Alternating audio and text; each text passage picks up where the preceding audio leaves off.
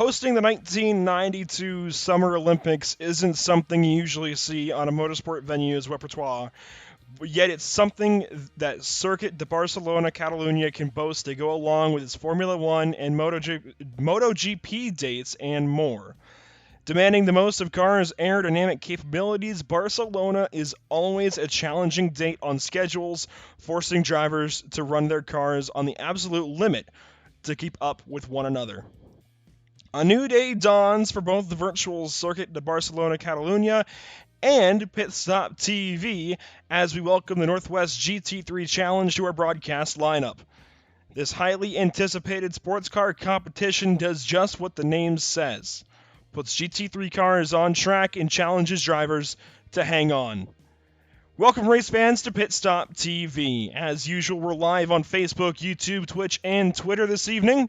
JP Costa joins me in the booth. I'm Andrew Cardinale IV, and this is PitStop TV's live coverage of the Northwest GT3 Challenge at Circuit de Barcelona, Catalunya. We join you tonight from the virtual Montmeló, Catalonia, Spain, for the opening edition of the season. And JP, I'm sure, even though you speak Portuguese and this is Spanish, you're probably a little more well-versed to say those names than I am, but regardless, we have a lot of GT3 cars to go around this, again, highly aerodynamic-dependent Barcelona. We're just going to call it Barcelona the rest of the evening. And this is a really interesting opening round here for the Northwest GT3 Challenge. It's certainly a track that is going to push these drivers to the limit and really find, I think, one of the best drivers and really the best teams as well to see if they've kept up with the setup changes throughout these different builds. Yeah, exactly. This is a very demanding circuit, 16 corners, all of them pretty much aerodynamically limited. So it's definitely going to be it's going to be interesting to see which drivers, which team have adapted this setup, obviously, for this 1 hour race. Obviously, this track was on the VRS calendar. It was week 1, but it was a 40-minute race. So it's going to be interesting to see the 20-minute adaptation that some drivers had to do, obviously, to take care of the tires, different fuel strategies. But it's going to be really interesting to see all of these GT3 cars tackling this quite stunning visually circuit. It's going to be really hard to overtake, but hopefully, the overtakes that we see are going to be clean and, exciting, just exciting to see. Yeah, this place looks great. I mean, this is hard to beat in real life, let alone on the sim. I mean, this is a pretty good view right here, just watching the cars roll around here at Barcelona. It's a great looking circuit, and we get to watch it from all kinds of angles. Of course, we've got our TV cameras, we've got our onboards and such, and getting to see these beautiful cars go around the racetrack as well. We've got a lot of good ones out here. It's mostly BMWs, I've noticed, but also a lot of Ferraris. So we actually have half of the paints that have been submitted already, and of those I noticed at least half of them are BMWs, and that's just half of the field. So I wouldn't be surprised if we're getting close, out of 48 total cars signed up, we're getting close to probably almost 30 cars that are BMWs. I don't think it's quite that much, but definitely probably around 20 or so. There's a lot of BMWs out here. It seems to be the hot car, the one that people want to drive, but also there's a lot of Ferraris, and this is one of them on screen. In fact, this is the highest Ferrari in the field. This is John, I'm going to mess this up, Waitendorf, I'm hoping is correct, in the number 24. He's second. Then we have James Hansen in third in the number 1. But Gallet, I don't know where I got that from. Garrett D'Alessandro is currently your leader in qualifying, so would be your pole sitter. He is driving an Audi. So interesting that we see the car choice has gone heavily BMW Ferrari, yet an Audi currently paces the field.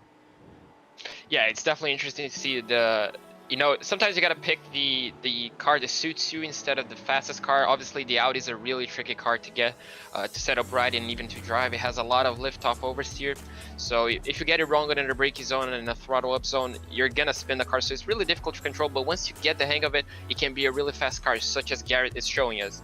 But obviously, the Ferrari, we have the GT3 fixed, so it should be the most popular car, and it's a relatively easy car to tame, to drive and all sort of stuff. The BMW is a driver's favorite, pretty much every single special event with the GT3, you see a lot of BMWs up and down the field because it's such a stable car, fast on a straight line, stable in the corners. So it's just a fan favorite. And obviously we do have one Ford GT, so it's really interesting to see a driver that took the Ford.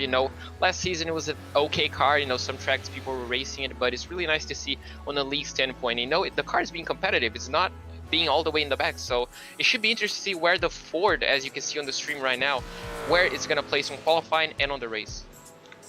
Well, Gavin Boya is currently in 13th in qualifying, and in fact, this is a great time for us to debut some graphics that we have. This is something new to PitStop TV, and we're going to be offering this to all of our leagues here in the future. We actually have the drivers' liveries on screen, which is very new for us. I know others have done it before. You probably saw it if you watched the Le Mans broadcast on Motor Trend or wherever else you watch it from across the world this past weekend. Having the livery on screen for a series like this, I think, is very important when you're talking about somebody, because it helps you pick a car out of a field of cars.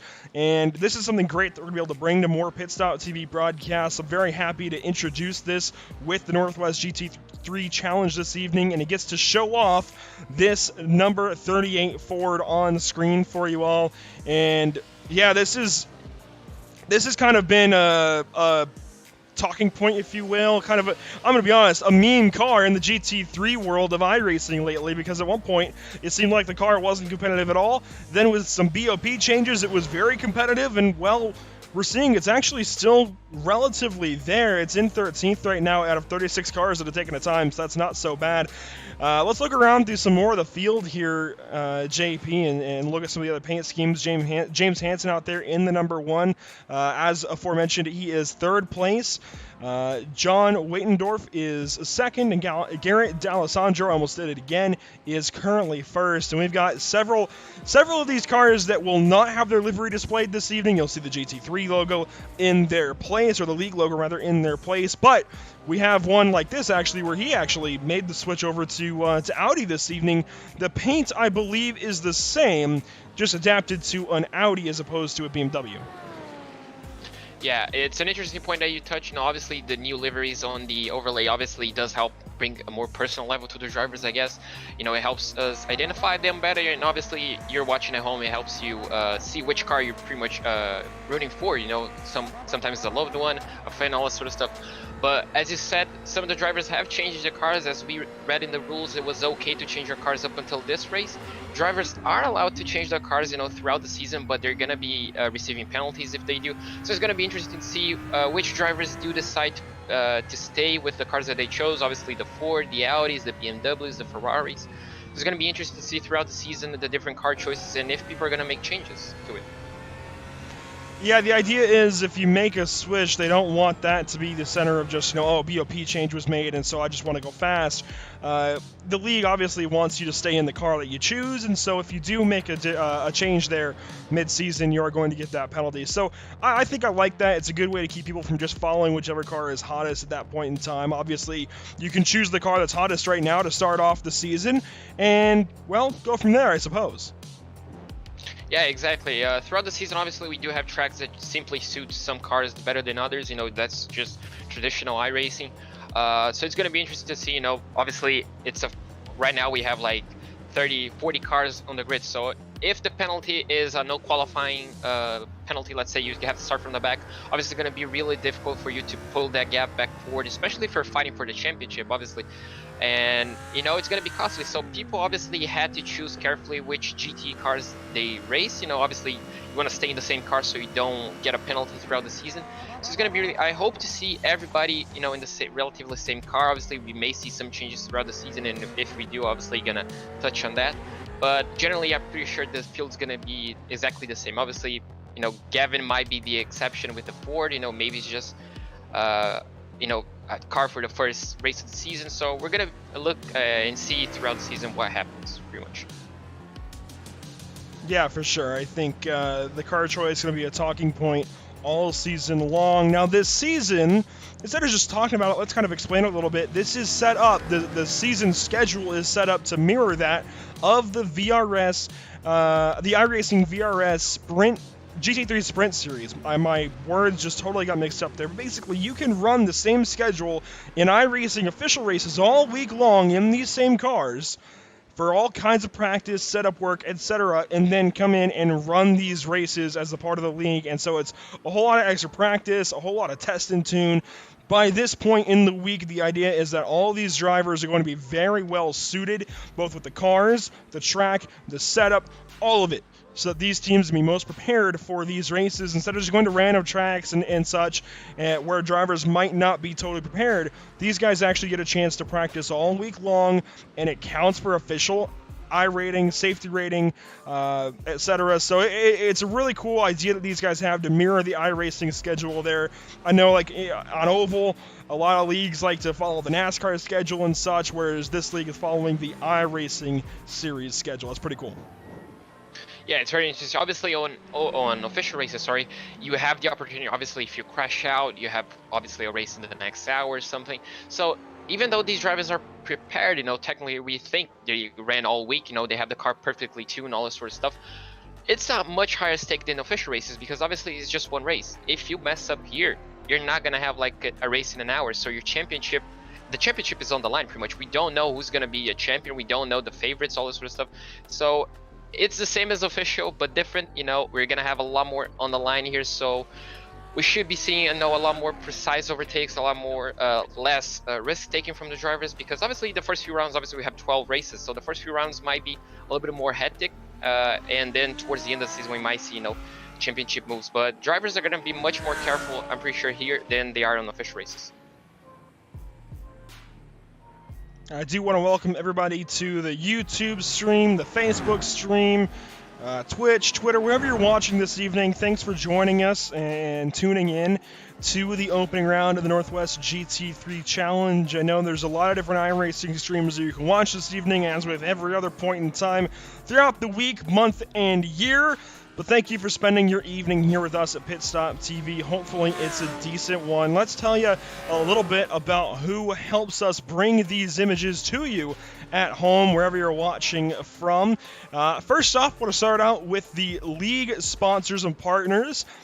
425 Motorsports. At 425 Motorsports, they cater and specialize in automotive racing and driving equipment for all automotive enthusiasts. 425 also offers a full automotive shop for any car project you may have. 425 Motorsports is privileged to bring the Northwest some of the best equipment on the market.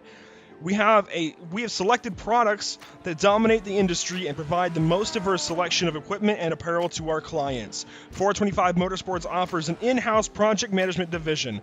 We are a full shop that specializes in race car builds, preparation, and street performance and custom modifications. You can check out more about 425 Motorsports at www.425motorsports.com. PG Motorsports Park is a 22-acre go-kart racing venue with miles of asphalt road and panoramic mountain views. Located next to the Pacific Raceways in Kent, Washington. You can check these guys out. You can go-kart racing. Their website is pacificgp.com, so I guess that's where they get PGP Motorsports Park from. Definitely check those guys out. Thank you for partnering with the Northwest GT3 Challenge. Also want to thank Skull Sim Gear, button boxes, PC accessories for many games such as iRacing, Assetto Corsa, Elite Dangerous, Truck Simulator, and many more. That is their specialty. Definitely check them out, skullsimgear.com. If I didn't already have a button box, I think I'd be heading to these guys to check one out, because they are giving away, I believe, a really, really cool one, JP, to the champion this season. I mean, it is pretty cool. I know you can check it out in the series Discord. It is a good-looking button box. I look forward to hopefully seeing somebody really utilize that. I mean, it's good looking, and I'm jealous of whoever does get that in the end.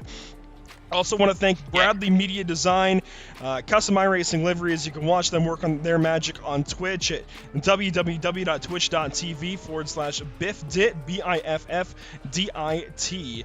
As far as our partners here at PitStop TV, of course, we're going to lead right off as usual with Tucson Sound Art.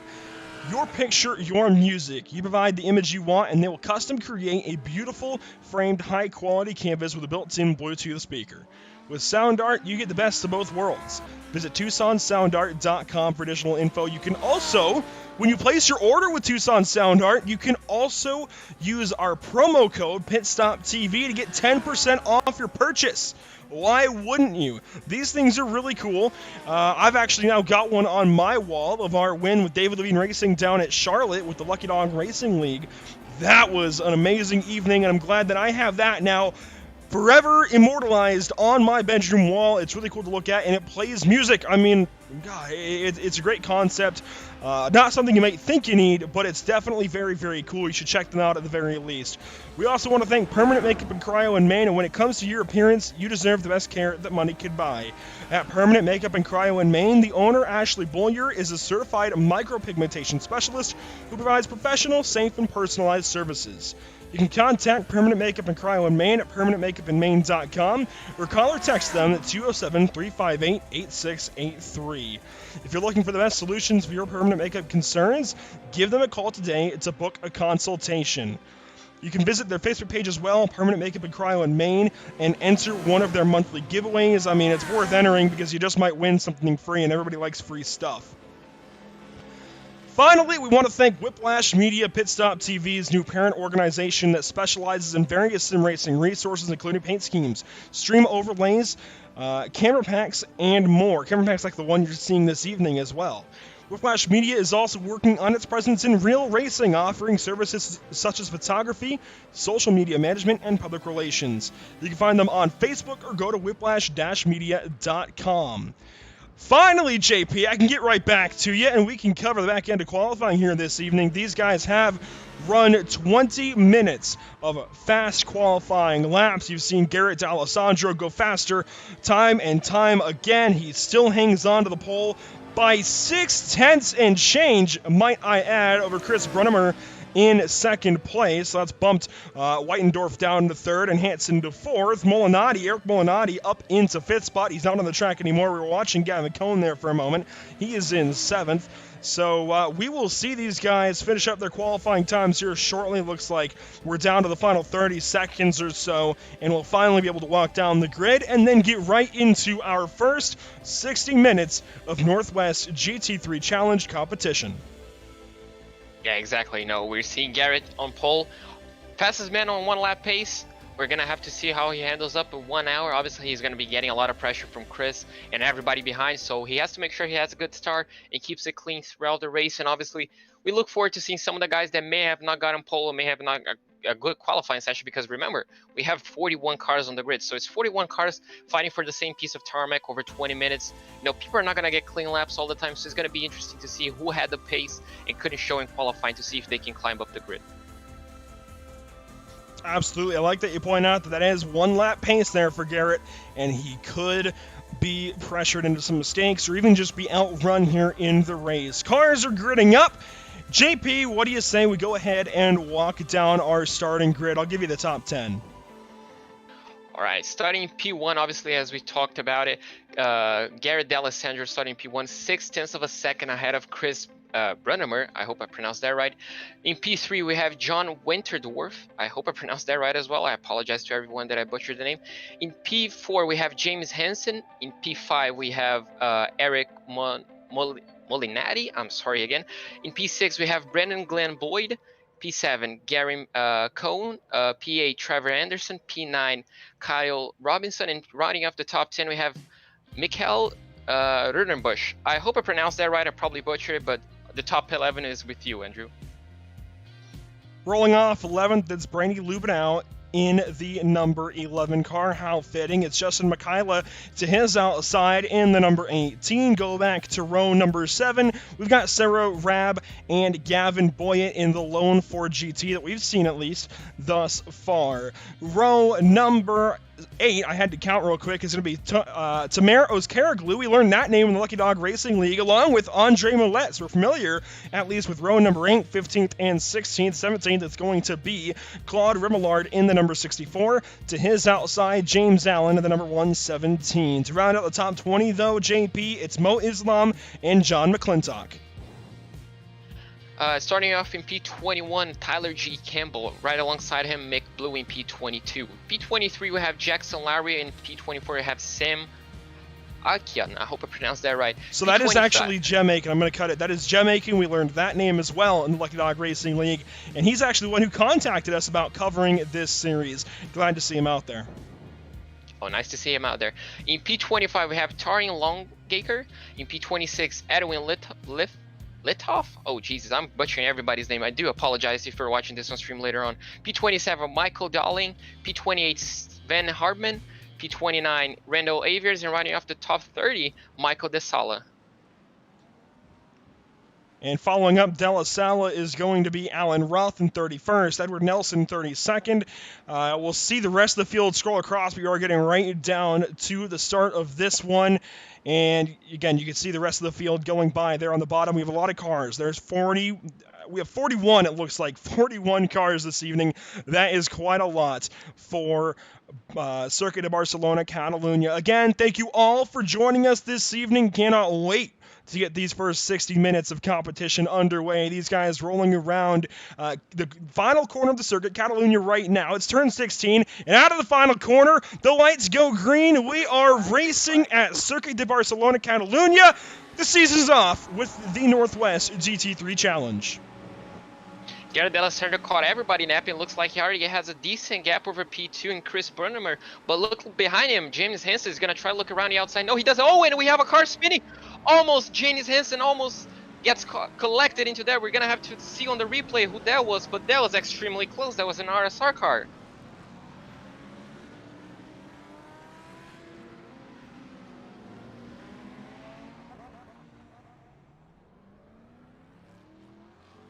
I've muted my mic. I was calling out the entire happenings there.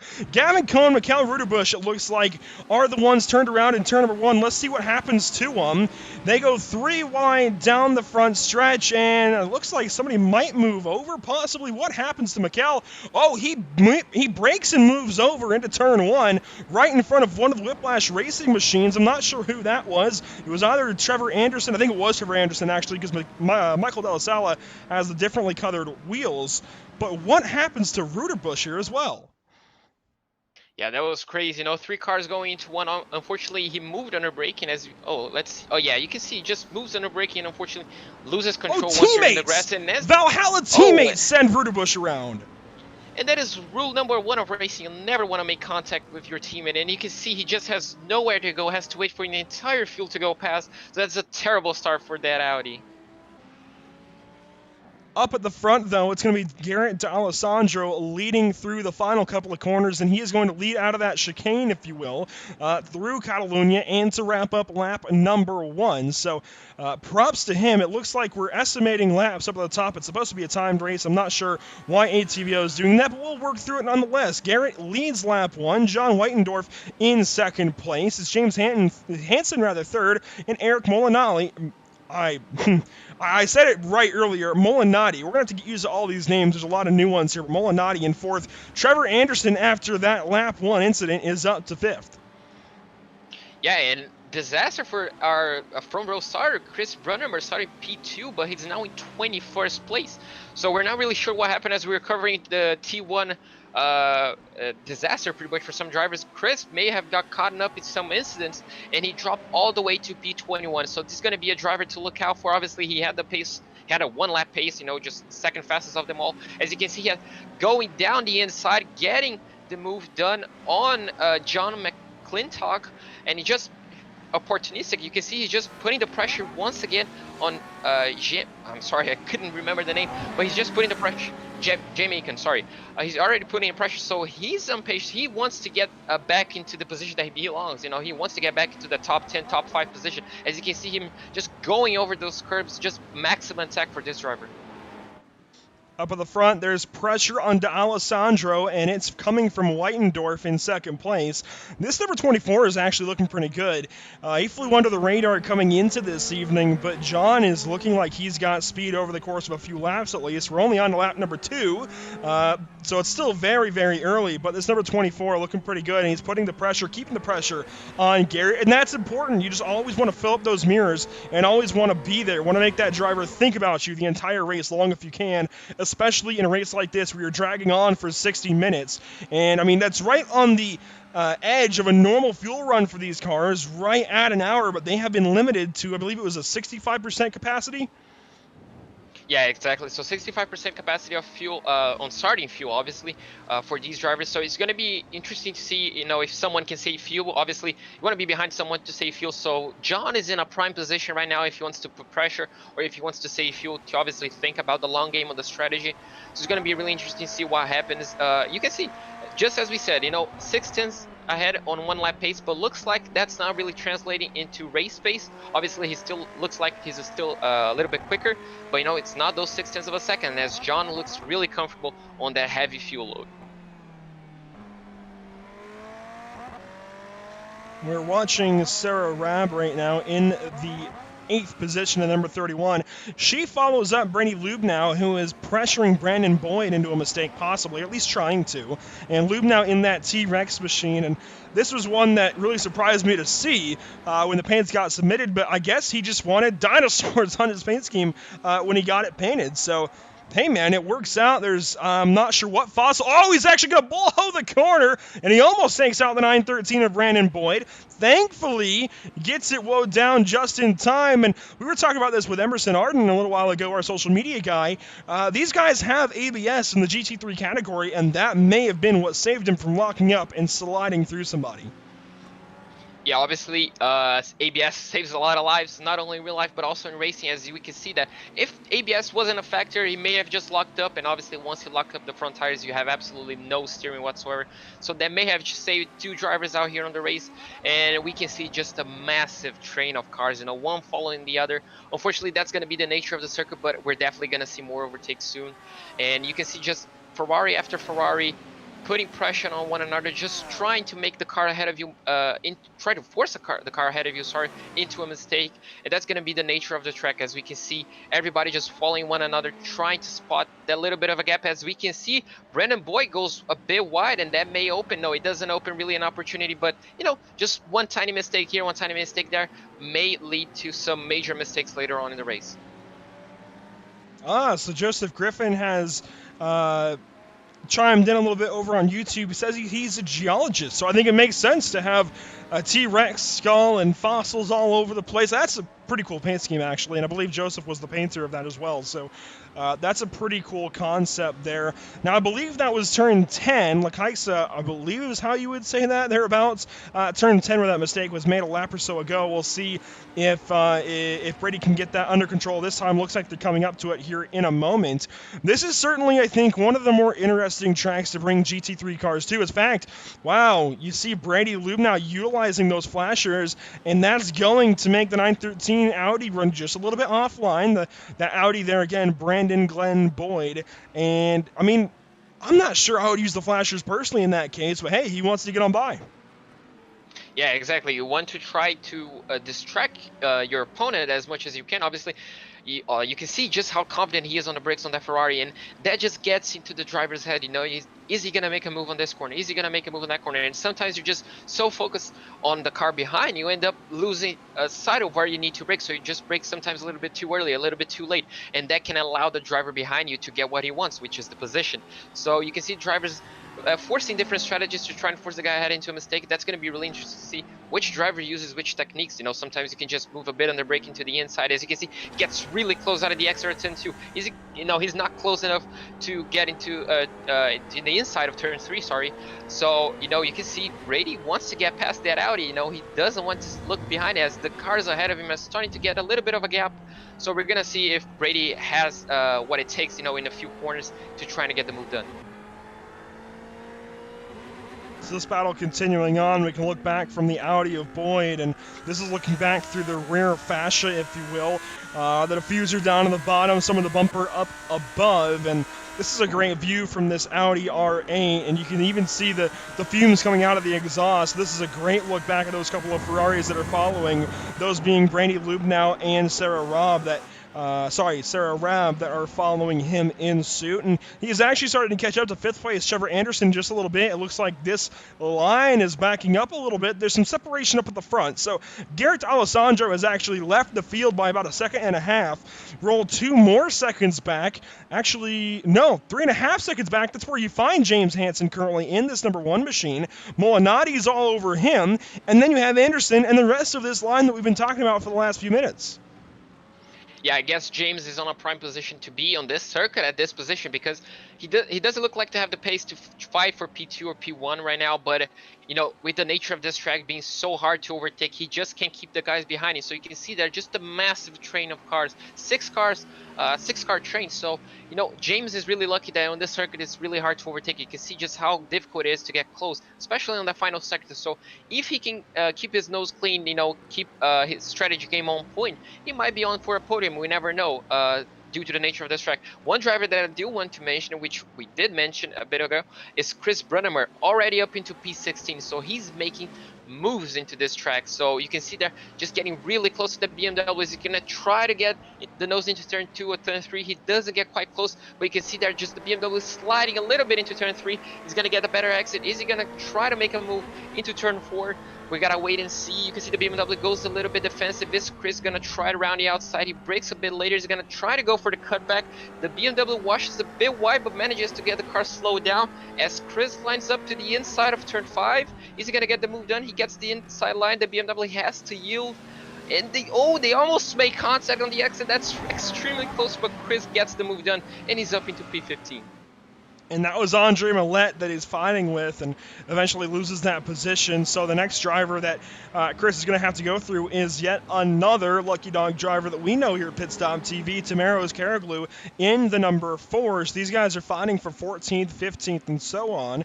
Millette loses that position, now drops into 16th. They're just ahead of Mo Islam, Mick Blue, and Jackson Lowry on the racetrack. And they're just behind, actually, James Allen and Gavin Boyette, who moves up a position to get in front of that number 117 BMW of Allen. So a lot of midfield fighting, and this is where a lot of the good battles come from as well. Yeah, exactly. It's really nice to see that Ford making moves.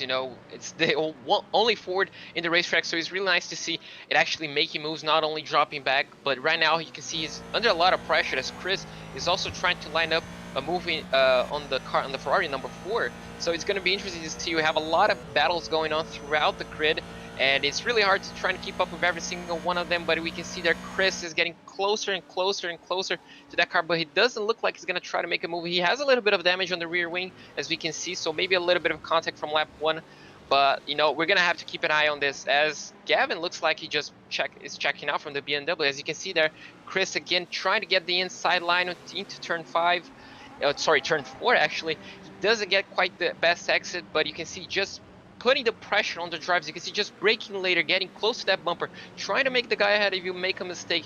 He's just so much confident on the wheel, isn't he?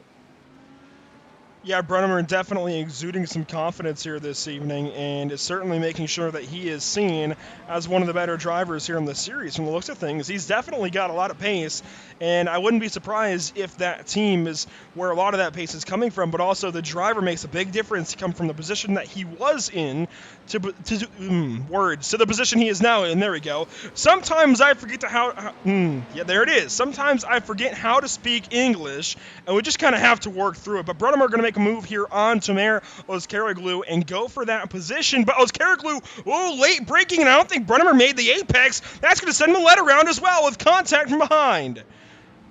Yeah, disaster there for the Ferrari, by the looks of it. Oh, more contact! Oh my god. That's more cars going off. That's a disaster. I was just talking about how it didn't look like Chris' fault. He just dived down the inside. It looked like the Ferrari just turned a bit early. The number 4 Ferrari just turned a bit early. And you can see there just a Constantine effect. Just the BMW checking up, but the car behind him just couldn't react in time. So that's just a disaster throughout the field.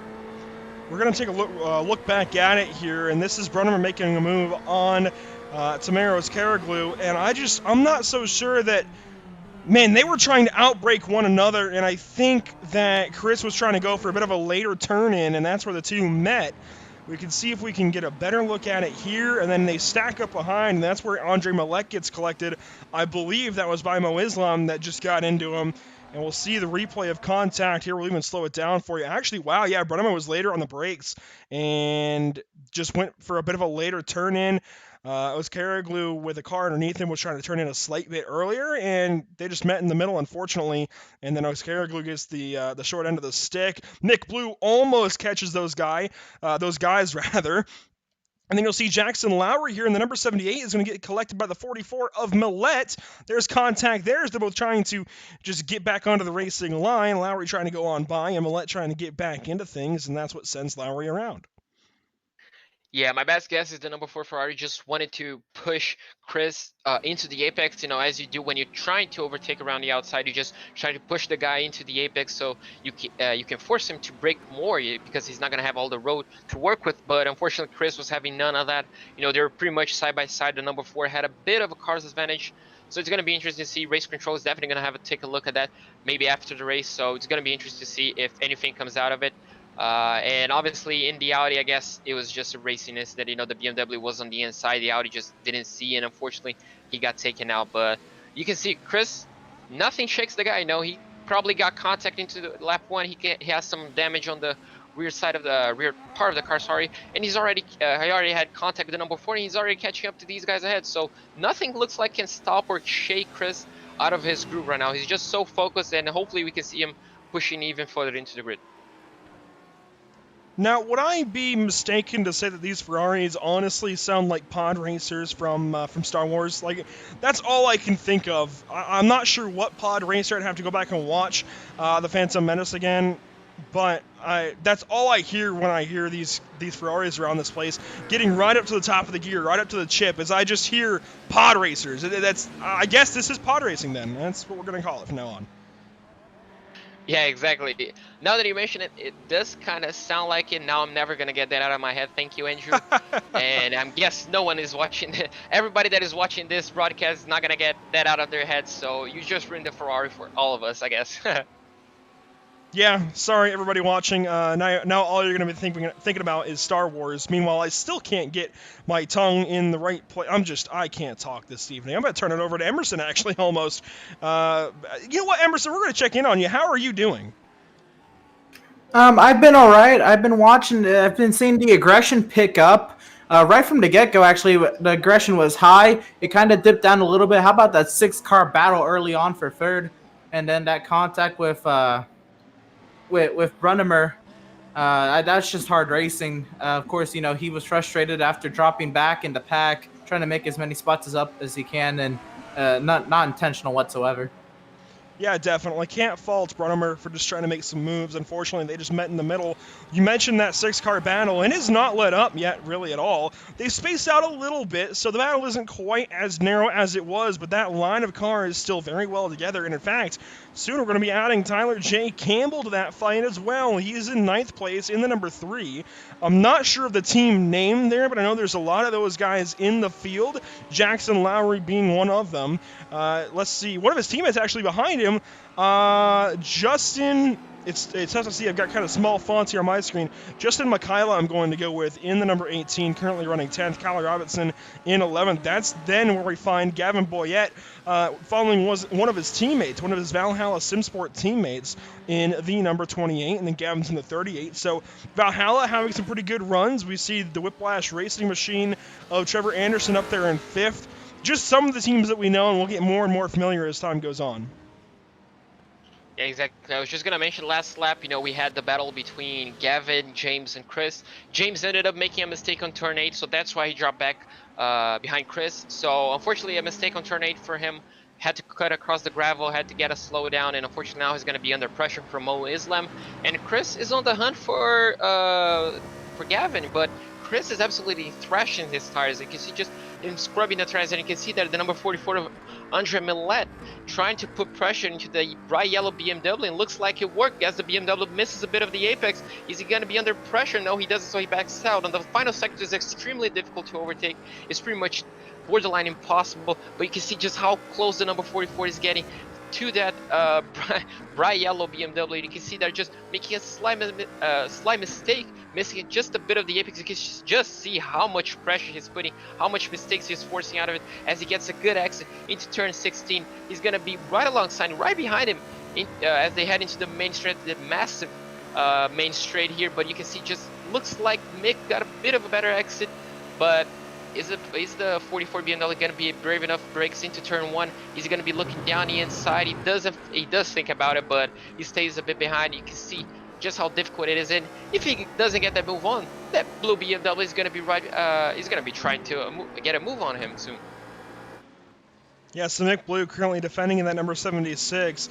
We've got Mick, Andre, and Tamara that are all in a line right here. They're all familiar with one another. They've raced each other, actually, and Jem Aiken in this battle as well. And the four of these guys we all know from the Lucky Dog Racing League. So they're all running in a chain. They know each other. They've run with each other before, so I think we're going to see some respectful racing out of this bunch. Mick Blue defending over Andre Millette right now. That was the battle we started looking at. Then we noticed Tamara Caraglu in that blue and green Ferrari 488 right behind these two BMWs. Another Ferrari to add to that fray is, like I said, Jem Aiken in the number 666. We're used to a different driver piloting that here on PitStop TV, but good to see these four battling pretty nicely. Tamir's definitely testing track limits, and he's going to go to the side and try and use the draft of McBlue to get on by Andre Millette. Millette a little bit easy in the braking zone. Jem very heavy into turn 10, and that gives a spot back to Millette, actually, getting back on by Tamara's Caraglu. Yeah, I guess Tamir got a bit cautious after that incident with Chris. You know, you can see he just didn't turn in as early as he did last time, but you can see just Jem, I'm pretty sure, just got focused on the battle ahead, just missed the breaking point by a bit. As you can see there, Tamir getting extremely close to the BMW of Andre.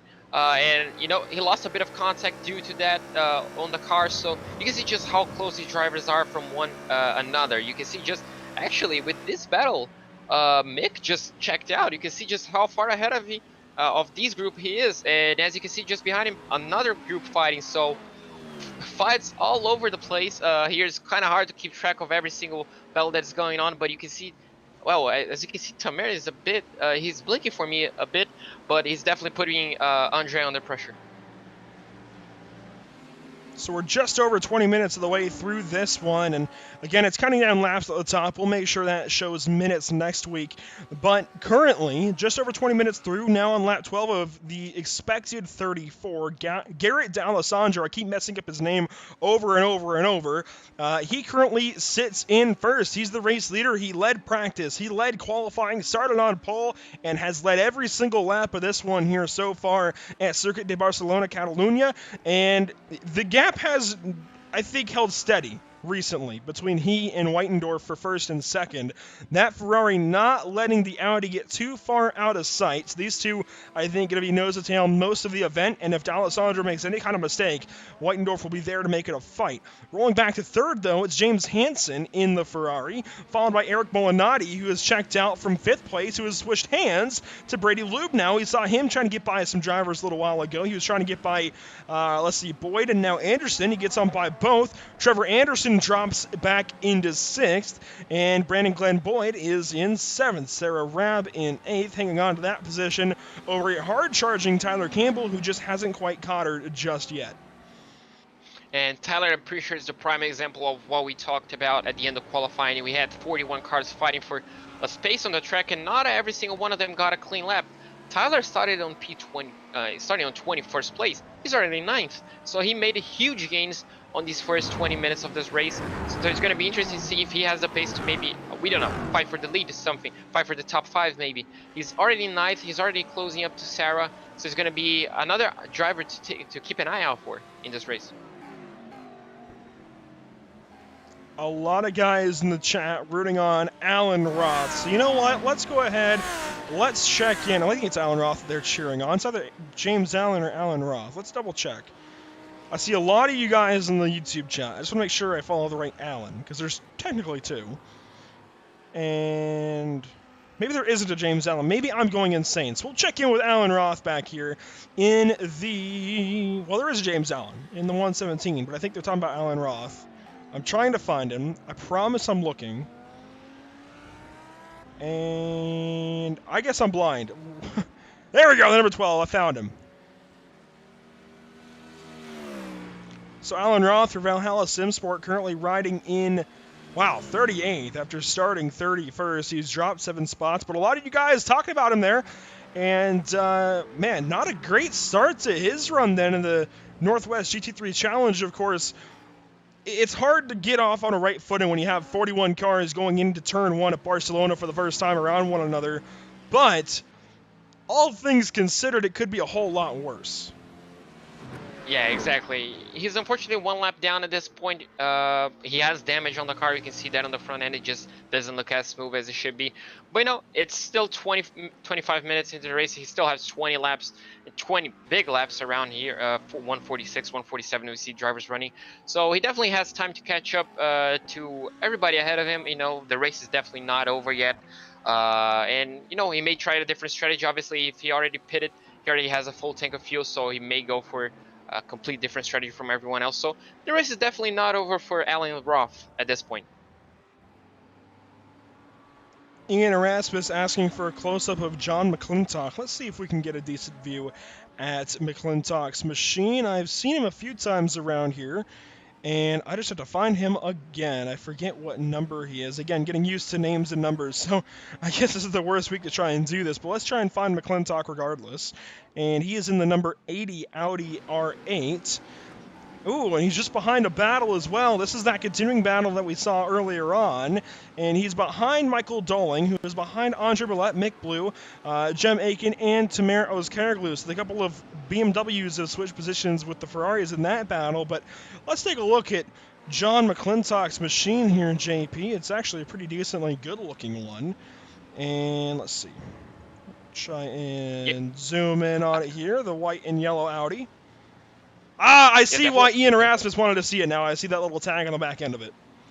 Yeah, it's definitely a great looking livery. If that was on Trading Paints and if I wasn't running for a team, I would definitely run that. It's definitely an eye-pleasing livery, on the Audi. And you can see, hopefully this Audi can catch up to the 3 BMWs that I had him. So it's a battle for the German brand right here. So hopefully John can make the Audi brand come out on top. As you can see there, all the drivers trying to make a mistake. Actually making a little bit of mistake. So John already closed right up to the back of Michael Doling. Sorry if I pronounced that wrong, Michael. But he's already on the back. So hopefully we can see him putting that Audi into work. Hopefully down into turn 1 in the first sector, and hopefully we can see him charging forwards into the field. And Andre Millette all over the back end of Mick Blue there into turn 1, and still trying to pressure that number 76 into a mistake. He's got now Michael Doling in tow, so 3 BMWs all over one another. They've lost touch to Tamer Ozkaraglu and Jem Aiken, though, those couple of Ferraris, and that's very interesting to me that they let those two get away. Yeah, exactly. Looks like they just got past. Maybe the drivers tangled and unfortunately didn't catch it. Obviously, 41 cars, you can't catch all the battles at all the times. But it's really interesting to see the 2 Ferraris just checked out. But hopefully, we can see there. Just hopefully they can bring a good battle against. As you can see there, the number 13. Sorry, I couldn't really catch that. We're looking at the 38, 2, and 3, and Campbell has actually lost some spots here. He's fallen from, let's see, he was in 9th, starting to pressure Trevor Anderson in that bunch, and he has fallen back into 13th, so I'm not sure what the issue here is for Campbell, but it looks like maybe he might have tagged a wall or another car or something, because he's got a little bit of damage on that Audi, and suddenly it's falling back through the rankings. He's lost positions to Brunnemer, Boyette, Robinson, and Michaela, all the same. So it looks like they've all just bumped up 1 spot. So now Justin Michaela, the, threat to the top 8. Trevor Anderson to be the first one that he catches up to. And in fact, there's some right front damage on Anderson's Whiplash Racing machine. So I wonder if those are related. Sarah Rabb up ahead of him in 7th place, getting by the number 211. And Brandon Boyd up into 6th, following Lubnow, who is in 5th. Yeah, just looking at Tyler's lap time, his previous lap was 2 seconds slower than his current lap time, his average lap time. So he definitely made contact with some other drivers. As you said, he has a bit of damage. So that's unfortunate for the driver, as I'm pretty sure that's commentator curse. Just as I talked that he was having a great race, he unfortunately makes a mistake and gets some damage. So I'm sorry there, Tyler. Didn't mean. But hopefully, he can still put some pressure into the Ferrari and that Ford. He's making moves, the Ford. Just silently already up into P11. Hopefully, he can crack up a top 10. I'm sure he's hoping for it. But this is definitely going to be a battle to keep an eye out for, because Chris didn't catch the Ford of Gavin yet. We saw him getting close a few laps ago. But Campbell around! Oh, that's disaster. So that's more commentator's curse for Campbell. I'm so sorry, Tyler. As you can see, he's trying to rejoin the track. Is he going to do it safely? Yes, he does. But unfortunately, he loses the position to James Allen. It looks like he's going to lose to Tamer and Jim as well. Let's see It's if going to be a Tamer's gonna battle go into down 10. Tamer Yes, he laid on the does down brakes the and he inside, makes the and Jim move. as well. You can see he's gonna lose 2 more positions than he does, so that's a disaster for Tyler. But very well done for Jim, you know, spotting the inside line pretty much of Tyler and getting that move done, and that moves him up into P16 already. So interesting and very well spotted move from Jim there. Yeah, that was a big time for Tamaro's character. Oh my, here comes Brady Campbell. Sorry, Tyler Campbell. I don't know where that move was going, but he lunged on Jamaican, and now he's going to pit. So this actually might be the opening of our pit cycle, and it is because Sarah Rabb is also in, along with Chris Brunemer. So this is our pit cycle starting right here, and it is right at halfway. We're coming to the 30-minute mark, and as you can see, we're at lap 17:34. Rabb exiting the pit lane now. I'd imagine they're all only going to take fuel. I don't think anybody's going to take tires. Campbell in the pit lane, we mentioned that. Claude Remillard comes in. More drivers all coming in, but a lot of them actually staying. Most of the field stays out. I'd imagine they'll all come in this time. So now all eyes go to the leaders and when they're going to pit. So we got to watch the Alessandro, we got to watch Whitendorf, Hansen, Molinati, Lubnow, the top 5 and more to see when these guys decide to come down the pit lane. I'd imagine that at least Alessandro should be coming this time. You do not want to get undercut, even if you're not taking tires. You just want to get that pit stop out of the way.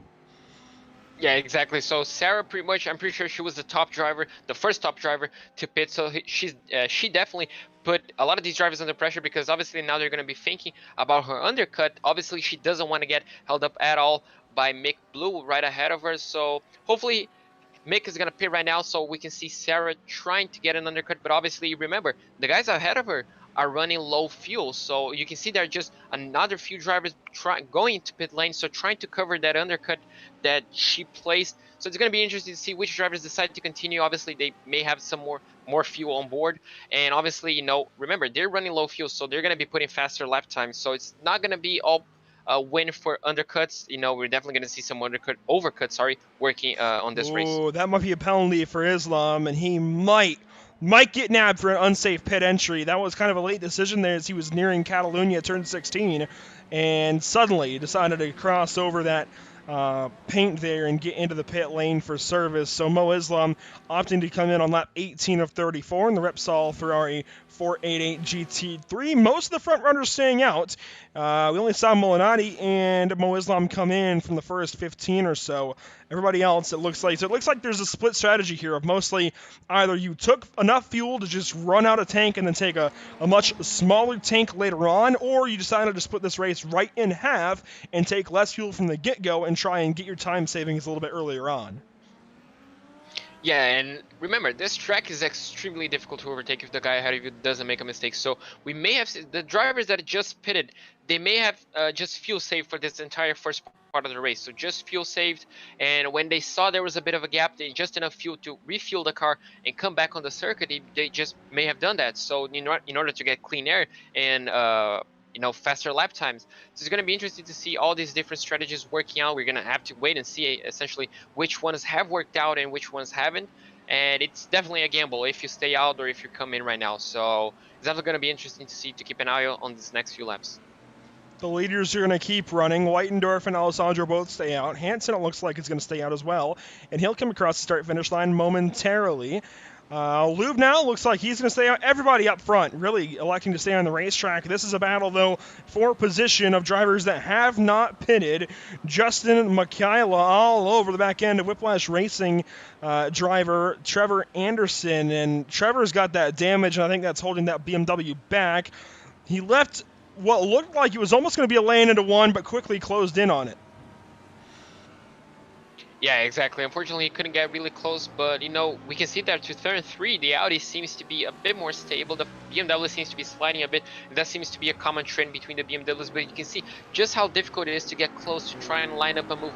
But you can see that Trevor goes a bit wide, and Justin stays just enough on the apex of the corner to try and get a smooth exit. So you can see there Trevor is suffering a bit from the pressure, and you can see that Justin just out-braking Trevor on every single corner. He's going to be lining up a move on the inside onto turn 7. Is he going to get that move stick? He doesn't, as Trevor goes a bit wide, leaves him the space in case he goes for the dive bomb, gets a little bit of a drift out on turn 8, but he keeps the move into turn 9. Yeah, Mikhail is definitely faster, but Anderson knows that we're down to the back half of this race. He's got to defend if he can. You don't want to lose that position under any circumstances. So despite being a little bit maybe down on power, aerodynamics, what have you in the number 211, Trevor's definitely trying to hang on to this spot. And it definitely seems like Justin's better on the brakes. It seems like that's where he's been beating him this entire lap or so that we've been watching. So I would not be surprised if that's where the pass is made on a corner entry as opposed to a mistake. Because I think Mikhail is just going to beat him into one of these corners eventually. Yeah, exactly. You know, you can see there just Trevor going a little bit wide, taking a little bit of the sausage curve, and that may cost him coming into this final quarter, turn 16, as they line themselves up to the massive start finish rate. You can see that's the closest we've seen two cars going into turn 1 all this race. So we're gonna see if Justin has the outbrake capabilities, let's say, to go into a move to turn 8. He lines up on the inside and he does outbrake Trevor. Trevor is gonna try to hold it around the outside. He unfortunately doesn't have the grip, but Justin leaves it just enough room as he almost made contact. Really clean racing from both of them. Hats off to Trevor, just saved the car in order to not make contact, but unfortunately lost the position. That was great racing. My team owner hat says, "Whoa, I like the move." My broadcast hat says, "Whoa, I like the move," because that was interesting what Trevor tried to do right there. He tried to get back and get him offline, but that move was never going to stick. It was never going to work out for that position.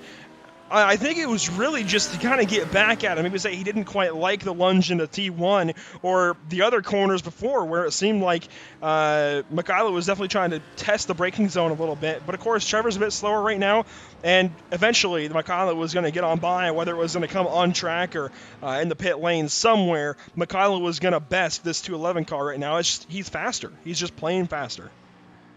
Yeah, exactly. That reminded me a bit of Lando Norris and Lance Stroll on last year's Spanish Grand Prix, just made contact into turn 2. Luckily, Trevor avoided that, with excellent car control. But unfortunately, yeah, you said he has a little bit of damage. Unfortunately, he's slower right now. But, he has to try his best to keep up with Justin. As you can see now, he's going to get held up a bit by the BMW, by the left BMW. That's unfortunate. Now he's going to lose pretty much all contact that he had. But, it's... you got to hold that position. He's still in the top 10, so that's a really strong result still. He's in P7 right now. So if he can keep that P7, I'm pretty sure he's going to be really happy with it. Not only him, but also the team owners. Well, keep in mind, these guys still have to pit. Everybody up here in the top 15 or so still has to come down the pit lane. It looks like the top driver that has pitted is maybe going to be Chris Brunnemer. No, it's going to be Eric Molinati, actually, in 14th spot. And he's got a couple other drivers who have pitted behind him. Kyle Robinson in the... Oh, well, actually, Kyle Robinson, that's interesting because he had a really long pit stop there. I wonder how he's managed to cycle out because, yeah, he's got 2 minutes in the pit lane, what it says here. That may be a glitch with our scoring differences. You'll notice sometimes the leaders will start to randomly drop down the scoring order. That is because of the draw distance on iRacing. Unfortunately, we can't keep all cars on camera at the same time, and all cars rendered at the same time, so that's why they drop around sometimes. I think that's a rendering error there with Kyle Robinson, but it's showing him at a 2-minute stop. I don't think that's correct. Regardless, Molinati, Robinson, Rab rather, they have all pitted. So these would be the guys that I expect to cycle back into the top 10, especially Molinati. Oh, and Robinson, a big mistake right there. Yeah, just as I said, we have that great battle, and you can see those drivers don't need that battle right now. They need to keep their nose clean and put clean laps to try and make the undercut work. So this is going all against their original plan of doing the undercut. But you just showed quickly on the transmission, Chris Brunnemer, the driver that started P2, dropped back on lap 1, he was making infields, has massive damage to his Ferrari. He's all the way down in P22, and this has been a disaster race. We don't know what exactly happened. Obviously, he made contact with someone or something, and unfortunately dropped back. Now I'm pretty sure that's unfixable damage realistically on a 1-hour race, so that's really unfortunate to see from Chris. And trying to look back at maybe an incident report or something that happened to Brunnemer. Oh, it looks like we might have found it. It was lap 16, so it's been a little bit, actually. We'll see if I can pull it up on the replay real quick and see what happens to Brunnemer. I'm going to try because this is such an important driver to watch and see what happened to. No, that's not Brunnemer at all, is it? But let's see if I can still get back over to him. Looks like it may not work out in my favor, so we can look back at it at some point later on. But Brunnemer currently riding around in, let's see, the 20th position or so. Not the day that he wants to have to open up his season, despite having some great battles earlier on. Meanwhile, this is a solid battle right here between the top two, because D'Alessandro has a short, well, that's actually been lengthened the gap back to Whitendorf as he's fighting through lap traffic. It's now 3.2 seconds, so the lap traffic helping him, and a very damaged car up ahead. Who is that? That is, oh, that's Gavin Cohn. Remember the lap 1 incident where he and Trevor Anderson made contact? Here comes D'Alessandro down the pit lane, and ooh, that was a sketchy entrance there from Whitendorf as well. But if you recall, that lap 1, turn 1 incident for Gavin Cohn has set him way, way back. Good to see him back on the racetrack, though, as our leaders come in for service. Yeah, we just saw what happened to John Weitendorf on the exit of the sausage curb and the exit of turn 15. I was just looking at the replay. That is exactly what happened to Chris Brunnemer. He just got onto that sausage curb, the rear just snapped, and obviously these cars don't have ABS, so as soon as you press the brake, the tires just don't lock, so the car keeps going forward, and unfortunately he hit the wall just on the entry of pit road, and that absolutely destroyed his race. So that's really unfortunate what happened to him. Not to a technically fault of his own, obviously he just dropped the wheel onto the curb, and that was his race. Now John leaves the pit lane, and as he's gonna try, obviously he has a 2.93 second gap before he pitted onto Garrett, so we're gonna have to wait and see. Oh no, Garrett actually pitted as well, so no undercut from John. He just responded to Garrett, so John is gonna try, obviously, final 10 laps, 11 laps of the race. He's gonna try to hunt that gap down. Obviously Garrett looks like he has it under control, but still a long race to go. James Hansen and James Allen both like to stay out one more lap, as well as Michael Doling in the number 7. So they'll all gain some positions here. Brady Lubnow is actually up to the third car that has pitted, so he may be fighting for third right here.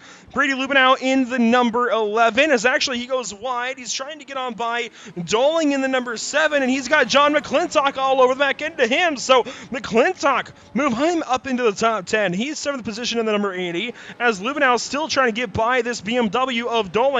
Goes wide through turn 4. Repsol, as it is called. I completely butchered that call out, but Doling falls back into 6th then. Lubnow goes by for 5th, and McClintock wants to get on by. That would be for the 6th position for McClintock, and he's got company though. Brandon Glenn Boyd is right on behind. Yeah, exactly. John does not want to get held up behind Michael at this point in time. You can see Michael really struggling. I don't know if it's the tires just got a bit of pressure onto him, but he's really struggling. Through that first sector, we saw a bunch of mistakes through 3, 4, and 5. So right now, John really, he has to go defensive actually, as we can see that Brayden Boyd trying to make a move around the outside work. It's really hard to make it around the outside work. He's going to get a better exit. Is he going to be brave around the outside? He is, as he gets the move lined up into 12. They're going to go really close. John just gets the move around, just protects his position on the exit of turn 12. That was incredible racing for both of them. Massive respect to both of them to actually give room on all those corners. So really interesting to see. As you can see now, Brandon's under massive pressure from Justin as well. As you can see there, John going to the pit lane, following Michael, and we're going to have to see if one of these drivers jumps one another. Almost contact at the pit entry cone as Michael Dolan gets back down to pace, or well, pit speed, and John McClintock enters behind him. So they get down, they get service, and it looks like most of the field now has come in for their pit stops. And you can see Michael De La Sala has gone a lap down now to our race leader, Garrett D'Alessandro. And our leader, well, our previous leader has pitted as well, James Hansen. Or did he just lose the position? No, he has pitted now. So James Hansen has pitted. He has taken service. And it looks like he may have actually, it looks like he has cycled into third. So that's interesting that Hansen stayed out and still hangs on to third position. Lubnow into 4th. Brandon Boyd now cracks the top 5. Mikhaila now into 6th spot. He's got Molinati close behind. Sarah Rabb back there as well in 8th. Trevor Anderson hangs on to a top 10 for now. He's got, it looks like, 13 seconds back to Mo Islam for 10th. Yeah, exactly. You can see some of the strategies work, some of them didn't. So it's really interesting to see everybody.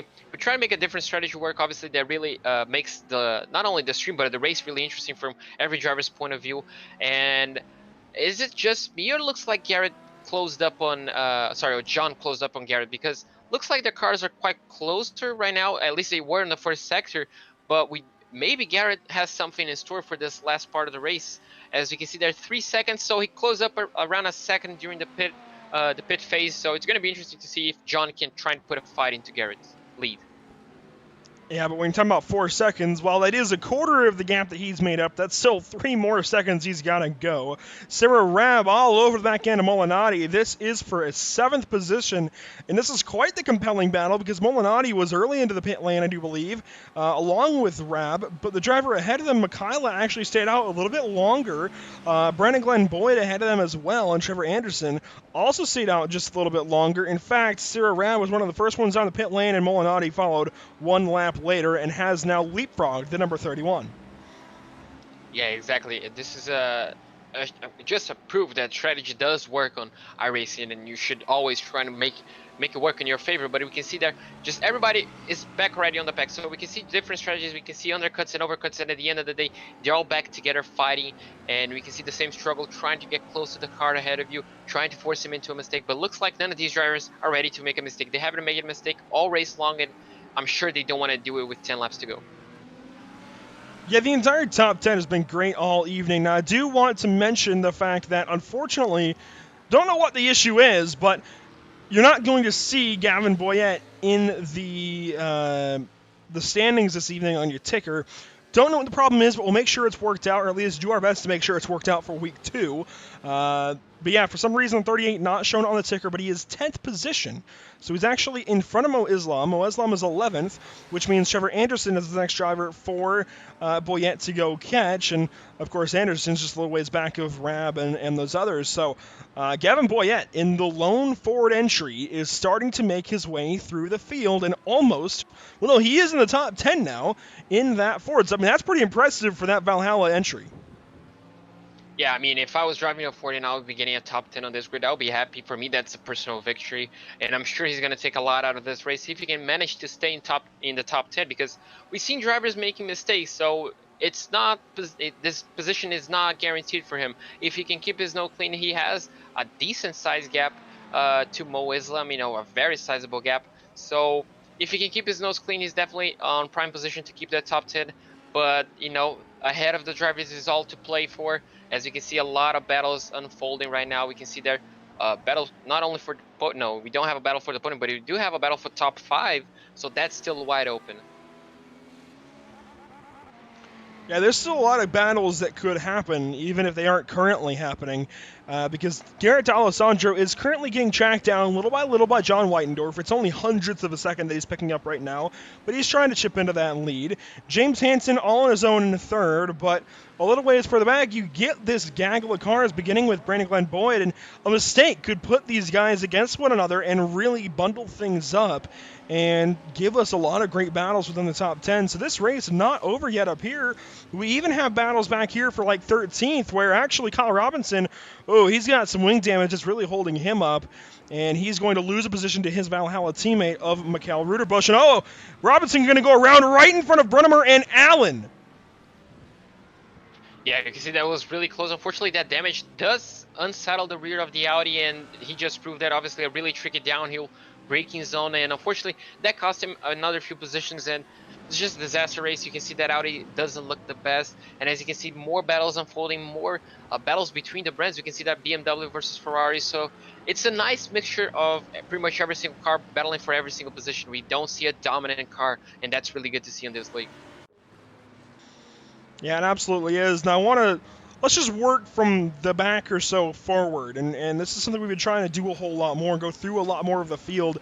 We're going to start off with Jem Aiken, currently running in about 22nd or so, but he's got Claude Remillard right ahead in the RSR entry, the number 64. These guys fighting to get into the top 10 just about, because Andre Millette, another RSR entry, just ahead of them. Further up, Tyler Campbell, we talked about him making inroads on the lead cars a little while ago.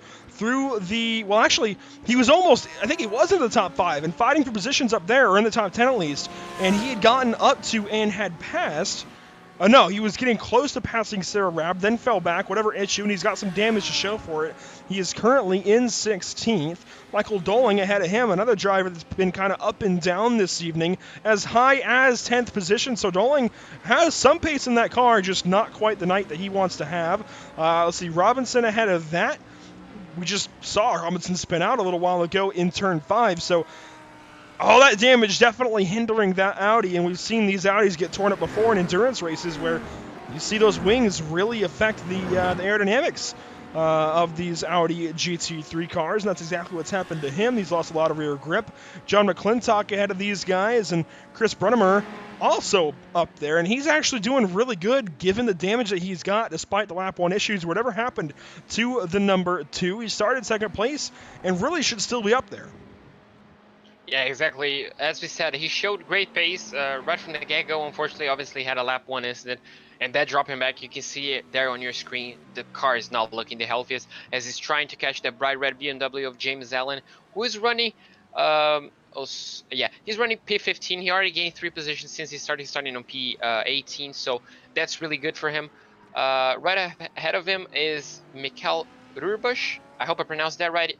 On the Audi, he lost 3 positions in relation to where he started. He started in the top 10. He unfortunately P13, but he's trying to chase Tamer, and he's trying to chase Mo Islam, who is actually, he's not quite close to Gavin just yet, but Mo Islam is definitely trying to catch, but he's definitely still under pressure from Tamer. Not really, sorry, but we can see these drivers not really getting further apart, so we can see paces quite similar. Obviously lap traffic may have played a factor in the gap and all sort of stuff, but we can definitely see some battles coming together in the next few laps. Gavin Boyette in the top 10, and he's trying to make inroads in the gap to Trevor Anderson, who's in 9th in the Whiplash entry. And despite that right front damage, and I think that's what he actually got that damage on lap 1 in that incident with Gavin Cohn, where Gavin moved over on corner entry to 1 and just made a little bit of contact, and he went flying through the gravel. It was certainly not the way we wanted to start off turn 1, lap 1, but the way that you sometimes see when you have 40 new drivers around one another. That kind of thing just happens every once in a while, and it's part of it, starting that many cars at a place like Barcelona. And it's something that will get worked out, guaranteed, by the final race this season. Not going to see that kind of thing. Sarah Rabb up ahead in the 8th position, started 13th, has been as high as 7th, and I think that she's actually been up to maybe 6th or so. She's been looking pretty good at this number 31, just hasn't quite mounted the run that she'd like to have. Meanwhile, Eric Molinati up ahead of her, and these two have been really stuck like glue since the pit cycle. Justin McConnell up ahead of them, who finally got through this set of cars, got by Trevor Anderson, then the rest of them through pit stops, and McConnell looking pretty darn good. Yeah, he's definitely going to be trying to challenge Braden Boyd into that top 5, that 5th place, that final spot in the top 5. So definitely a great result for him if he manages to steal that position from Brendan. As you can see, he started on P12. So if he can get that position, that's going to be an excellent race for him. But unfortunately, we're not seeing the true pace of every single driver right now because Barcelona is an extremely difficult track to overtake. And as we head into top 4, we can see that Brady Lube now starting on P4. He started on P11, so that's another excellent race as we're seeing here. In the top 3, only 3rd and 2nd place made up moves. Obviously, we saw Chris dropping back, so they made those moves and they stuck by it, no mistakes. We can see there James Hansen starting on P4, now currently on the final step of the podium. John Weitendorf starting on P3, made into P2, kept his nose clean. Unfortunately, he doesn't seem to have the pace to battle Garrett right now, but he's definitely in a strong P2. And Garrett's just been a class of the field now, 4 seconds ahead of P2. 21 seconds ahead of P3, just absolutely dominating the race. Led every single lap, in fact, apart from, I'm pretty sure, 2. So definitely the class of the field right now as he's controlling the pace with only 5 laps to go. And Garrett went on by. There's John in 2nd. And somewhere back here is James Hansen. We're waiting for him to come on by our camera here on the front stretch. I think this is him right here. Maybe? We'll see. Was that James Hansen that went on by? It was not. But he finally went on by. So you see the gap is just monstrous from this top 2 back to 3rd place. They've really run away with things, but especially Garrett D'Alessandro. Now, we're used to seeing this, at least I am. Every race that I've seen him enter, he's done pretty darn well. Hasn't won everything I've seen him enter, but has at least had strong pace. And I don't know where Garrett gets it from, but man, he's just so quick, especially this evening in this Audi R8, certainly putting a beating on the rest of the field. He's beating 40 cars, and that's pretty impressive in its own right. Even to beat 20 cars this evening would be pretty impressive, but he's beating 40 of them. That's quite the feat. And obviously, it's not just pace. It's keeping your nose clean, doing it lap after lap, just maintaining lap time. And he's put everything together this race. You know, we saw him getting pole, 6/10 of a second clear. We thought, okay, that may be one lap pace. We're not sure on race pace. And he proved us all wrong. You know, he just completely lap after lap, sorry. He's just been putting a small gap on John every single lap, keeping his nose clean, timing his overtake on lap cars. So no mistakes, a perfect race from Gary, no, just as it should be from the leader of the race. And the same goes for John. Obviously, he doesn't have the pace to match Garrett, but he's done the same in relation to third place. So hats off to both drivers, as you can see there, just pushing a little bit of the limits of the track. Probably getting off track there, but you know, he can afford it. Only 4 laps to go. Might as well go for some fast lap times, as he does again increase the gap to 4.2 seconds.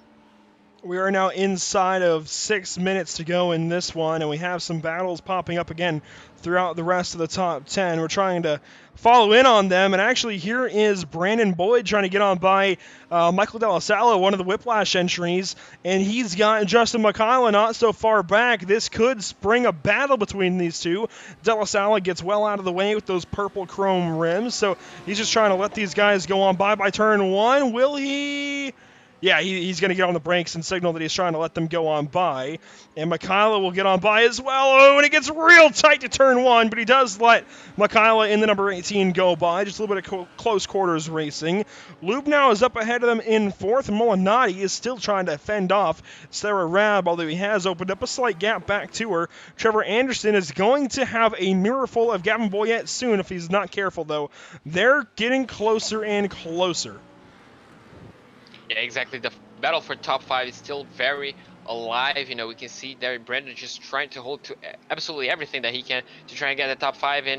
You know, Sarah's trying to put the pressure onto Eric, who's trying to put the pressure onto Justin, who's trying to put the pressure onto Brandon. So everybody is trying to put pressure into absolutely everybody. If you don't get past someone, you may get passed by someone. So, you know, every single driver is looking not only ahead of him, trying to put pressure on that guy ahead, but also trying to control the pressure that you're getting from the guy behind. And of course, before things wrap up this evening, I want to thank everybody for tuning in here at PitStop TV. As I said earlier, we know you have a choice of many iRacing streams that you can tune into at any given point in time, but we thank you for spending your evening with us. We see several of you guys, looks like 10 of you guys currently over on Twitch. Looks like we got about 20 or so over on YouTube. Not sure about the Facebook numbers, rather, but just thank you to all of you for tuning in this evening. Garrett Alessandro has just absolutely bullied this field this evening, and he's got a almost 4.5, yep, now it is 4.5 second gap back to John Whitendorf. You'll notice the drivers are going to move around sometimes, especially when you see their interval go away. Wow, who is that spun around? It's Chris Brunnemer spun around.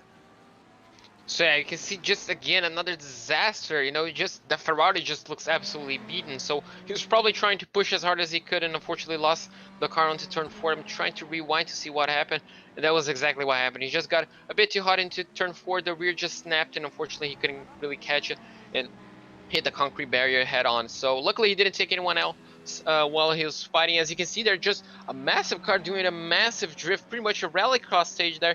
What was that, Andrew? Well, this is still Brunnemer. This is going well back, and we're watching the whole replay of everything leading up to this. So he was sideways and in the gravel through turn 16, also known as Catalunya, then into turn 1, and we're just going to follow along with him because it's in turn 4 where he's going to end up turned around, and in that barrier you can see the leaders getting closer in the distance.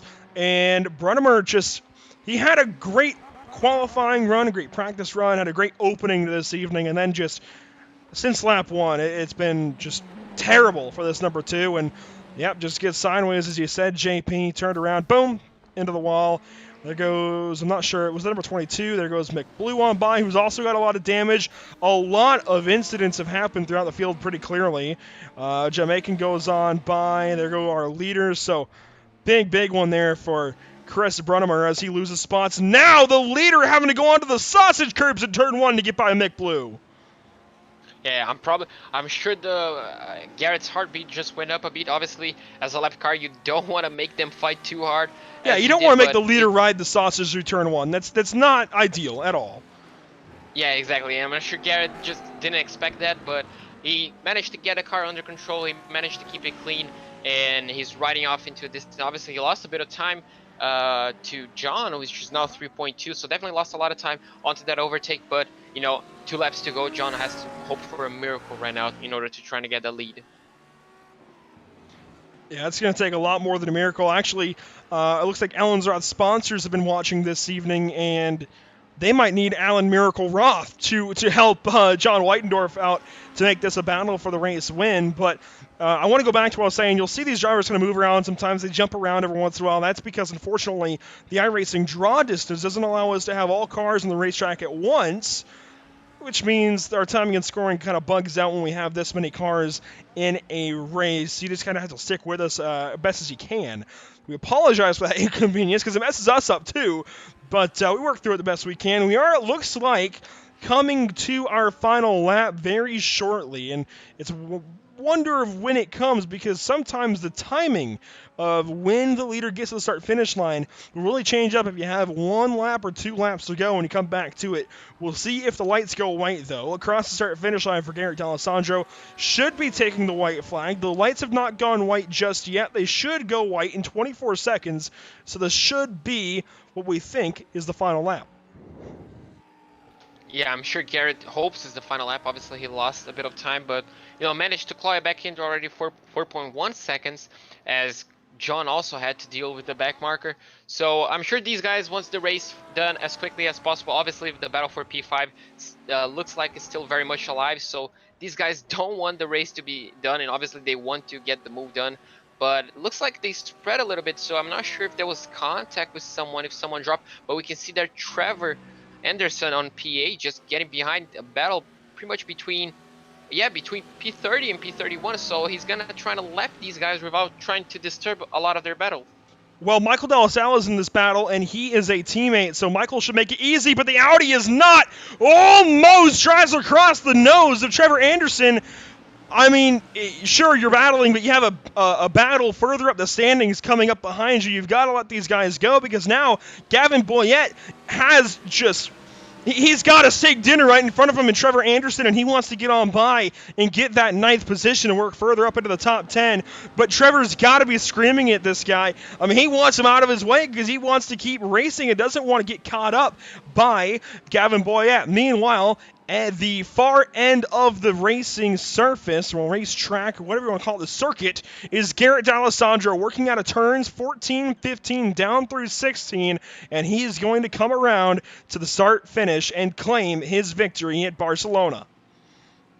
Yeah, fantastic race. You can see they're just weaving a little bit as he celebrates with his pit crew. Just a great race for him in control. John finishes second. As we can cut back into third, you can see just a massive gap. He's coming down into turn 16, turn 13 right now. So you can see there a massive battle. The Ford of Gavin Boyette. He's absolutely smiling right now because this is exactly what he needs to try and get to the P9.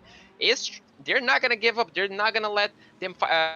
They're not gonna let Trevor. As Trevor goes into the gravel, is Gavin gonna try and make a look? No, he's a bit too far back. Is he gonna try and make a move into the last chicane of turn 14 and 15? He doesn't. So it looks like Gavin is gonna finish P10 and Trevor P9. So that's a relief for Trevor after surfing what pretty much was, I'm pretty sure was a heart in the mouth moment as he was trying to lap those guys ahead of him. But he finishes P9. He secures that 9th position as Gavin started on P14. Finishes up on a P10 with the mighty Ford, so that's a win for him in my books. Yeah, that's pretty solid for Anderson to hang on to that position. More cars are finishing, and we'll wait for those results to come in. But while these guys do so, man, just what an evening of racing. And that there were incidents, sure, but that was a lot of really good, clean racing throughout the entire field for 60 minutes. And with that pit stop thrown in there, that was really cool to see these guys have such good racing all evening long. Not a whole lot of contact. There was some contact when drivers made mistakes or what have you, but just really good stuff the entire evening here from the Northwest GT3 Challenge to open things up. And I'm really glad we landed this series for sure, because these guys, they definitely put on a show here at Barcelona. Yeah, absolutely. Obviously, contact and crashes are part of the sport. We see that on every single type of motor racing. We see that in the pinnacle in Formula 1. We see that in every single category. So that's just a part of racing. Obviously, it's unfortunate when it happens and takes someone out, but it's always just a nature. But it was incredible to be able to commentate on this league. Obviously, 40 cars, we're almost guaranteed to almost have a battle throughout the grid. And I can't wait to talk to the top 3 to see what they thought about the race. And of course, we will be speaking with those drivers here shortly that finished on the podium this evening. Garrett D'Alessandro, John Whitendorf, and James Hansen taking first, second, and third, respectively. We're looking at Whitendorf pull back into the pit lane here. Hansen also coming around the racetrack. So we will step away. We'll take our customary break post-race. We'll be right back to you with now continuing coverage from Circuit de Barcelona, Catalunya, with the opening round of the Northwest GT3 Challenge. Do not go anywhere. You do not want to miss this post-race segment. We'll be right back to you here at PitStop TV.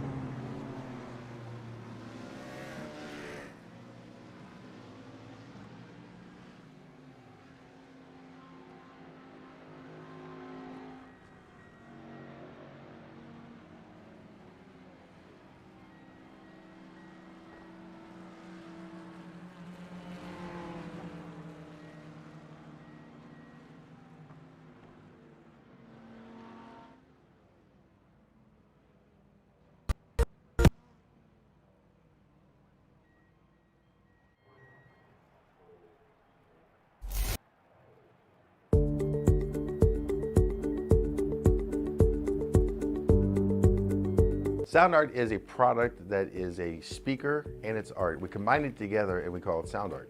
What makes it so unique that any picture can be your speaker? Sound art gives you the high quality sound without the ugly speaker. This isn't a picture with a speaker, the picture is the speaker. Just imagine your wedding picture uploaded onto a canvas and now it's speaking 10,000 tunes. I mean, it's a very cool concept. What we like so much about it that you can take anything that means something very special to you, upload it on the canvas, have it hanging up in your room, your balcony, wherever you want to put it, and now it's a speaker. I mean, how cool is that? It's something that we have that and no one has. No one has this product. It's just a great gift to give anybody. It's just a neat concept. Around here we say, art never sounded so good.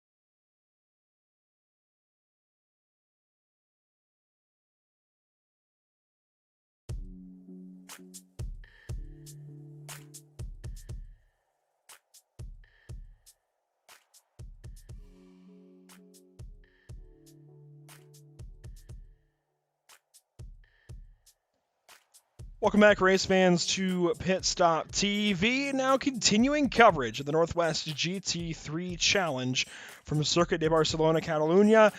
What an evening of racing we had, JP, and now we get to talk to some of the guys who did said racing. We've got well, the whole top three, but we're going to start off with Garrett D'Alessandro, and JP, I'll hand him right over to you. Hey Garrett, can I get a copy? Oh, hey.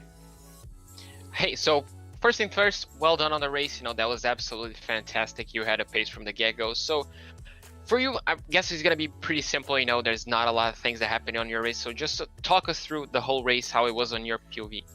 Yeah. So right from the get-go, after Chris spun out, he was pushing me pretty hard the first lap. So I was giving it as much as I could, but I actually added that. I was doing VRS all week, so I was using 60 liters of fuel, and I went to that race setup with 78, and I didn't practice on that at all, so it felt really weird. That's why I don't know if y'all noticed in the beginning, but I was kind of having some weird braking points and just kind of being skittish.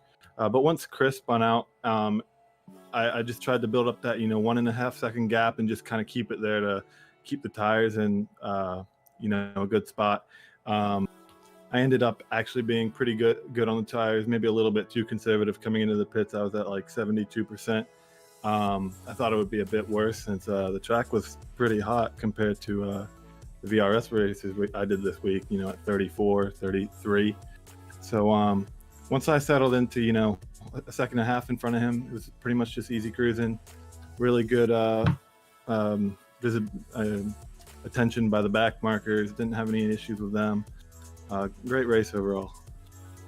Yeah, and as you touched on the tires, obviously some of the GT3s, I'm pretty sure all of them, got an updated tire model at least. So how important is now to tire save on these cars, especially in a 1 hour race, 20 minutes longer than a VRS? How important it is to keep the tires on a good shape towards the end of the race? Yeah, for me, it's honestly all about the temperatures. I'm trying to stay off the ABS, brake early, because once you start hitting that ABS and leaning on it, it starts to put heat in the tires really quickly. It's not so much the percentage as it is the temps for me. But yeah, actually before you pulled me up here from the waiting room, we were actually just about to talk about that new update. Me in second and third place, we're about to chat about it. But it's pretty, I like it. Ever since it came out last week, I'm up like 1200 IR since last Wednesday. So like a week and a half, I'm up 1200 IR. So it's treated me well. Well, it proves, you just absolutely controlled the pace, and it just showed the practice that you had in VRS and just how comfortable you are with the car. So obviously there's a particular reason you chose the Audi over the rest of the GT3 cars? I'm actually running 2 other GT3 leagues, and I just wanted to kind of stick with a car for a season, and I want to run one car for all the endurance races, and it treated me well before the update, and it seems pretty strong after the update as well. So I'm enjoying it. Well, that is great. I have nothing else to say apart from massive congratulations on today's race, the race pace, everything, and racecraft, all sort of stuff. And I hope to talk to you again next week. So best of luck next week, and I'll catch you later. Okay. Quick thank you to all the sponsors of the series, 425 Motorsports, everyone that's lended a hand to the series. Thank you a lot to I forgot his name. Sorry, whoever helped me out prior to the race. Because I was having internet issues prior, but I really appreciate y'all restarting it for me so that I could make it in. Thank you. Yeah, thanks, Garrett, and I hope to catch you later. Andrew, I'll pass that over to you to talk to our P2 finisher, John.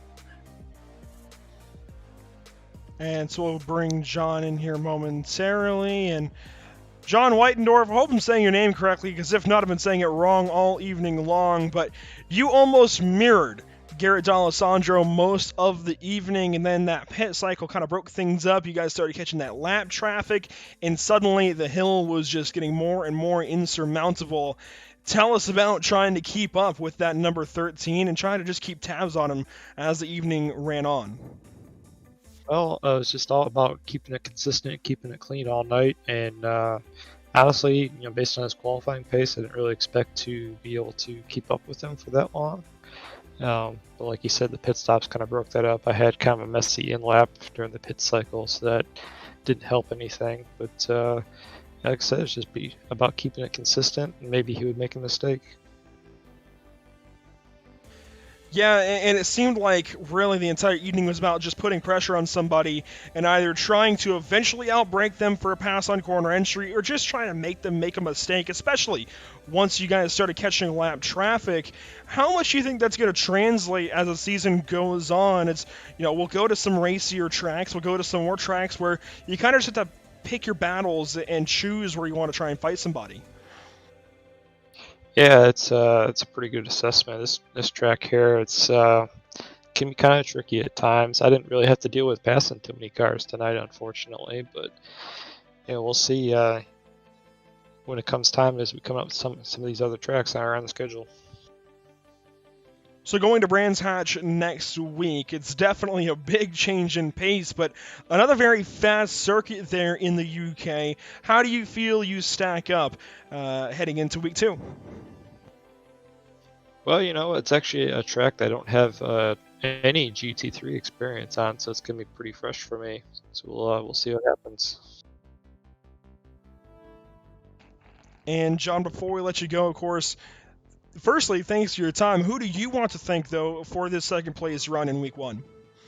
Well, I didn't plan on being here tonight. Brady, one of the other drivers, invited me. We raced together the other night, and he invited me over, and ended up being a great time.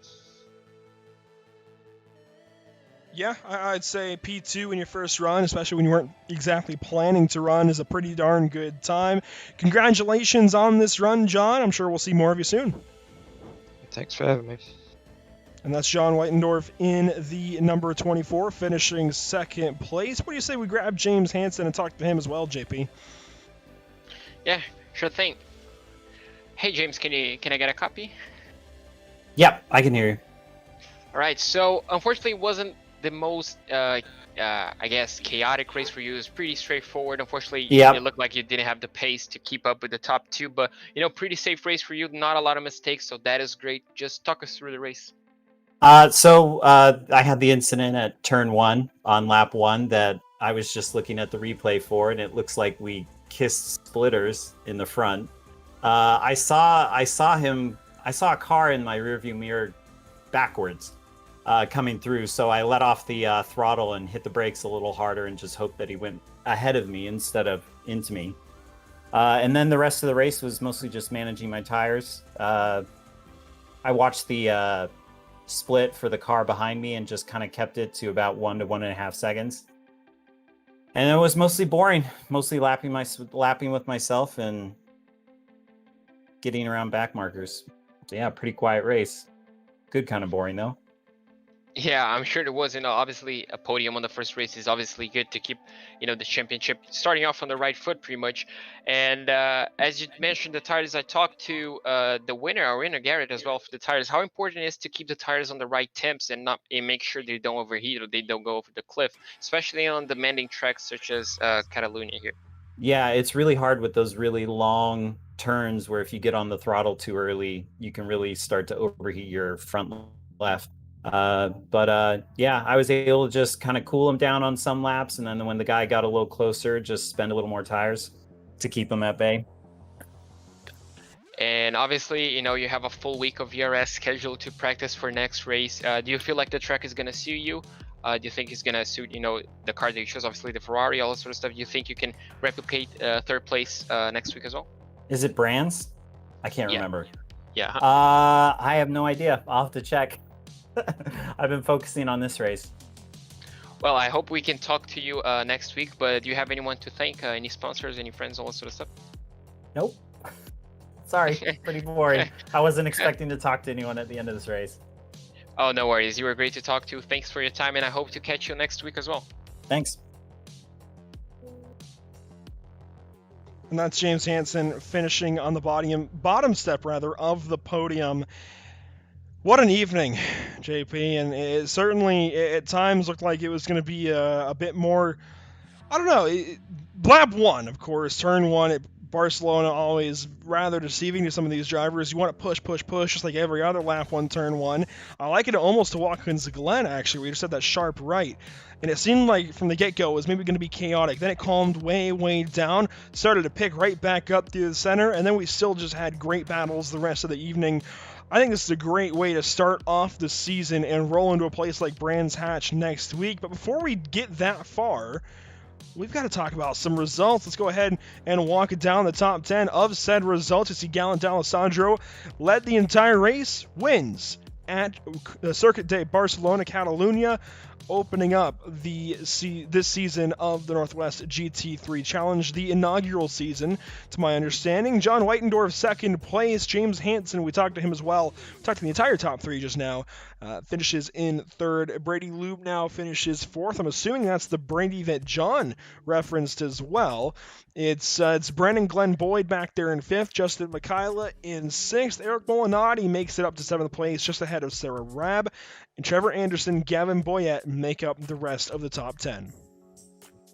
As we move on to the top 11, 11 to 20th, we see Mo Islam rounding up actually finishing in 11th place. Sorry, Mikkel Ruderbusch, I hope I pronounced that right, finishing P12.